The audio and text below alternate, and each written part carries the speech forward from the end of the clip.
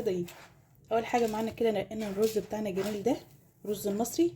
هغسله وبعدين هنشوف هنعمل ايه. كده غسلنا الرز بتاعنا ده ان شاء الله اهوت وصفناه من الميه. نجيب بقى الحله بتاعتنا. معانا بصله هنبشرها، هنقطعها كده حتت صغيره كده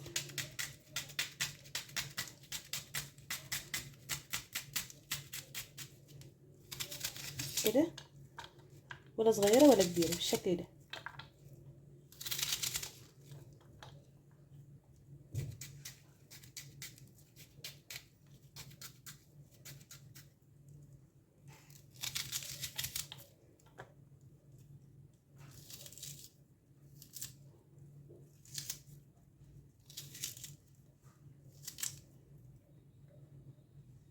كده خلاص. نقطع برضو دي كده زيها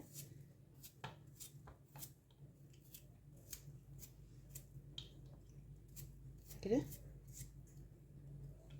هنجيب بقى الحله ونحطها على النار. نحط بقى شويه زيت في الحله، شويه زيت محترمين كده، وهننزل بالبصل بتاعنا.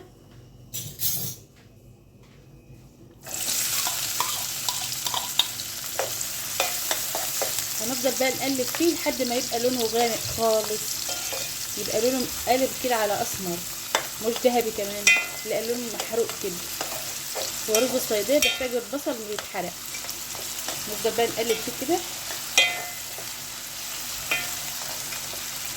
لحد ما ياخد اللون اللي احنا عايزينه.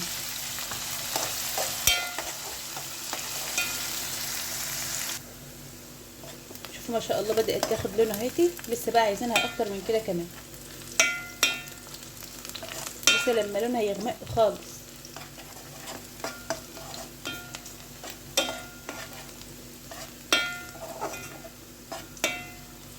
كده.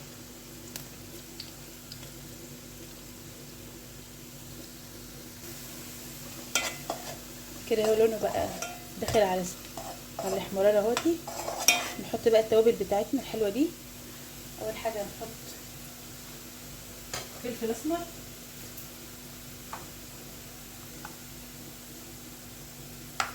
نحط كمون، نحط كزبره ناشفه، ونحط شويه كده من السبع بهارات.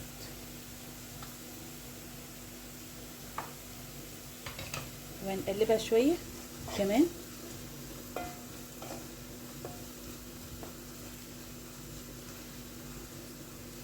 كمان نحط كمان فص توم صغيرين كده.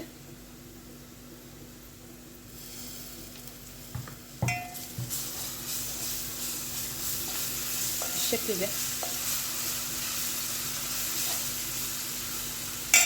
بعدين بقى ننزل عليه بالميه. ده اللون اللي احنا عايزينه.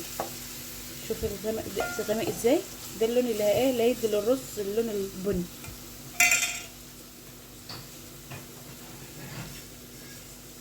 ننزل بقى بالميه بتاعتنا.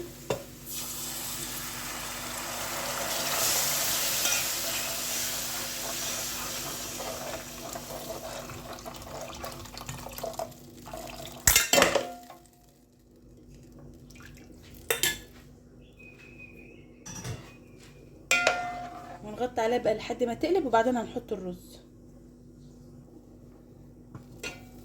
كده بقى الميه بتاعتنا قلبت اهي. نبدا بقى نحط الرز بتاعنا.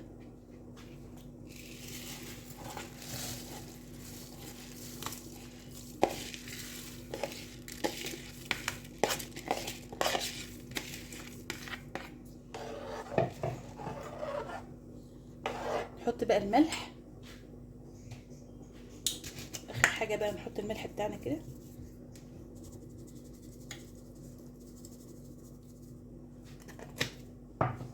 هنقلب برضو.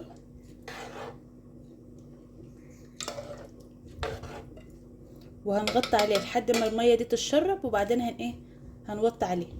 نغطي عليها دلوقتي ونار عاليه.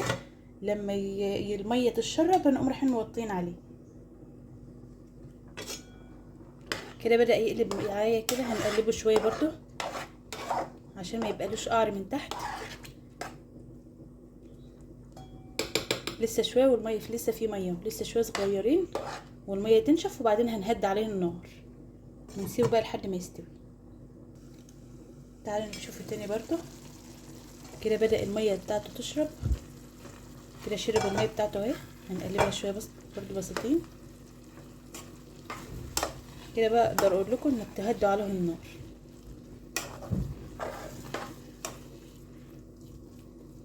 كده شرب كل ميته اهو. هنوطي عليه بقى لحد 10 دقايق 15 دقيقه، تلاقي الرز فلفلت كده وبقت جميله. نوطي عليها تاني.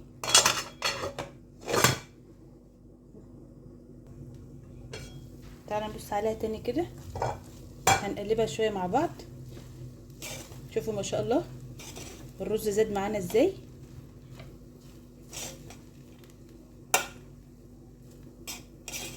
ما شاء الله زاد اهو، بس لسه عايز يستوي كمان. هنغطي عليه برضو تاني وهنبص عليه كمان مره.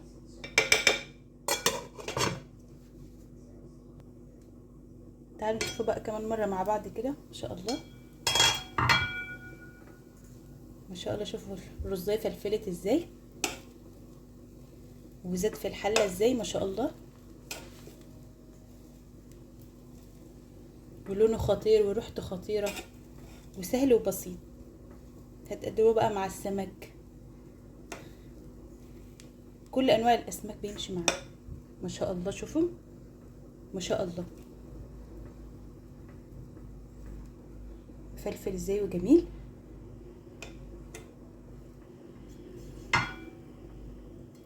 نغطي عليه بقى برضه لمده دقيقه واحده وبعدين هنطفي عليه النار. كده بقى بعد ما نزلناه من على النار وطفينا عليه، تعالوا نغرفه بقى مع بعض. معاكي هنا طبق كده مدور كده، هنغرف فيه كده اهوتي. اللي موجود بقى عندكم المتاح بقى هنعمل بيه، هو ده اللي موجود دلوقتي عندي. وهتكبسي كده اهوتي عشان الرز يمسك في بعضه بالشكل ده.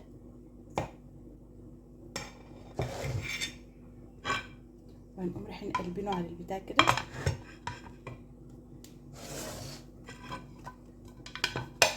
بالشكل ده. شوفوا ما شاء الله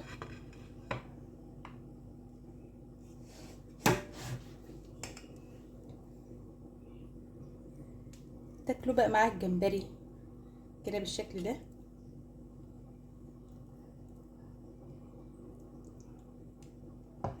كده اتفرجوا ما شاء الله. والف هنا بقى للي ياكل.